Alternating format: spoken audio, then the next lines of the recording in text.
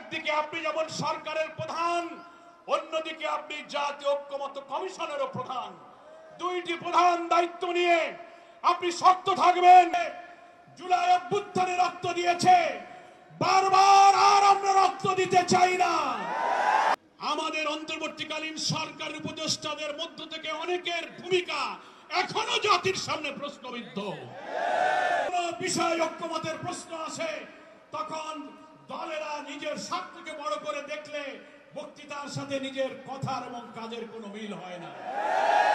আসুন, এই জাতি ৭১-এ রক্ত দিয়েছে, আমরা স্বৈরাচার বিরোধী আন্দোলনে রক্ত ঝরেছে, জুলাই অভ্যুত্থানে রক্ত দিয়েছে, বারবার আর আমরা রক্ত দিতে চাই না।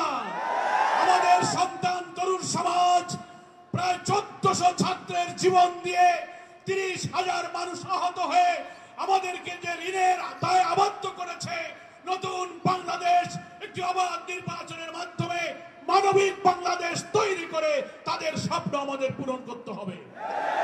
কোন তালবাহানা, ব্যক্তি স্বার্থ, দলীয় স্বার্থে যেন ঐক্যের প্রচেষ্টাকে আমরা বিঘ্ন না ঘটাই, সকল দলের প্রতি আমাদের সে আহ্বান থাকবে। আমরা এখনো দেখতে পাচ্ছি নির্বাচনের আগে লেভেল প্লেইং ফিল্ড কোথাও মানা হচ্ছে না। থানার ওসি সাহেব, ডিসি সাহেব, ইউনো সাহেব, সচিবালয়ের কর্মকর্তা এবং আমলা যারা আছেন, ইভেন আমাদের অন্তর্বর্তীকালীন সরকার উপদেষ্টাদের মধ্য থেকে অনেকের ভূমিকা এখনো জাতির সামনে প্রশ্নবিদ্ধ। কোন বিশেষ দলের প্রতি দুর্বল হয়ে কারো চাপে মাথা নত করে প্রশাসনে কোন দলের পছন্দের লোককে বেছে বেছে পদায়ন করে নির্বাচনকে প্রভাবিত করার অপচেষ্টা অব্যাহত আছে। এগুলো বন্ধ করে নির্বাচনের মাঠকে সমান সমতল করতে হবে। প্রত্যেকটি ছোট বড় দল যেন নির্বাচনে সমান রাজনৈতিক, সাংবিধানিক, নির্বাচন কমিশন প্রদত্ত সকল সুযোগ যেন অবাধে সমানভাবে ভোগ করতে পারে। পিআর পদ্ধতি, এই পদ্ধতি নতুন হতে পারে, সারা পৃথিবীতে পদ্ধতি জনপ্রিয়। বাংলাদেশে এই পদ্ধতির ব্যাপারে অনেক গোল টেবিল, সেমিনার, আলোচনা, বুকলেট, বিবৃতি, আর্টিকেল, পোস্ট, সমস্ত এডিটোরিয়ালের মধ্য দিয়ে এই পদ্ধতির সুফল তুলে ধরার চেষ্টা করা হচ্ছে। আমরা সরকারের কাছে, ঐক্যমত্য কমিশনের কাছে বলবো, জুলাই সনদ স্বাক্ষরের সময়ের আগে আপনারা পিআর পদ্ধতির ব্যাপারে একমত হয়ে জাতির আকাঙ্ক্ষাকে আপনারা বাস্তবায়ন করুন। আমরা দাবি করব, ফ্যাসিস্টের দোসর জাতীয় পার্টি সহ 14 দল, মেনন, ইনুরা 17টা বছর শেখ হাসিনাকে পাহারা দিয়ে রেখেছিল। তারা যদি পাহারা না দিতে এতদিন তারা টিকতে পারত না, সাজানো বানানো নির্বাচন তারা করতে পারত না। একই অপরাধে অপরাধী হওয়ার কারণে তাদেরও রাজনৈতিক কার্যক্রম নিষিদ্ধ করতে হবে।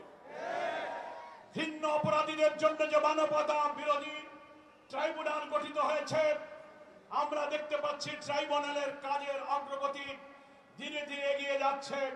নির্বাচন যদি ফেব্রুয়ারিতে হয়, অন্তত বড় বড়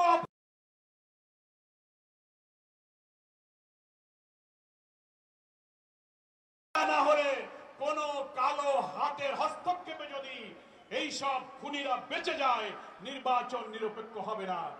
বাংলাদেশের উপরে আধিপত্যবাদীদের এবং দিল্লির আধিপত্যবাদের সেবন আশায় আমাদেরকে হয়তো বসবাস করতে হতে পারে। সেই কারণে আমরা লেভেল প্লেইং ফিল্ড, পিআর পদ্ধতি, আমাদের অপরাধীদের বিচার নিশ্চিত করে আগামী জাতীয় নির্বাচনকে সুন্দর, স্বচ্ছ, নিরপেক্ষ গ্রহণ করার জন্য আমরা অনুরোধ জানাচ্ছি। এখনো প্রধান উপদেষ্টার আন্তরিকতা, প্রচেষ্টার প্রতি আস্থা রেখে আমরা বলতে চাই, একদিকে আপনি যেমন সরকারের প্রধান, অন্যদিকে আপনি জাতীয় ঐক্যমত্য কমিশনেরও প্রধান। দুইটি প্রধান দায়িত্ব নিয়ে আপনি শক্ত থাকবেন। আপনার চারিদিকে যে সমস্ত কিছু উপদেষ্টাগণ আছেন, মাঝে মাঝে কোন দিকে আপনাকে ঠেলে দিয়ে কোন একটি বিশেষ দলের প্রতি তাদের আনুগত্য প্রদর্শনের অপচেষ্টা চালাচ্ছেন।